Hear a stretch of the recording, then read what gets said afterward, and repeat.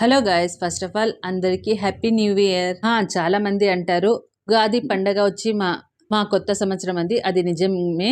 కానీ క్యాలెండర్ ప్రకారం కానివ్వండి, అలాగే ఆఫీస్ ప్రకారం కానివ్వండి, జనవరి 1 నుంచే కదా, అందుకోసం లైట్గా సెలబ్రేషన్ చేసుకుంటే తప్పు లేదని నా నమ్మకం, అంతే. వీడియో విషయానికి వస్తే, తెలంగాణలో ఉన్న బీచ్పల్లి తెలుసు కదా, అక్కడ ఆంజనేయ స్వామి ఉన్నారు. కర్నూలు నుంచి ఒక 100 కిలోమీటర్ ఉంటుంది అనుకుంటున్నాను. అక్కడికి వెళ్ళాము. ఎలాగో మా ఆయనకి ఆఫీస్ రజా ఉండింది, సో అందుకని వెళ్ళాము. పూజ మాత్రం చాలా చక్కగా జరిగిందండి. ఇక అక్కడ నుంచి కొంచెం ముందుకు వెళ్తే అక్కడ రాములు దేవాలయం ఉంది.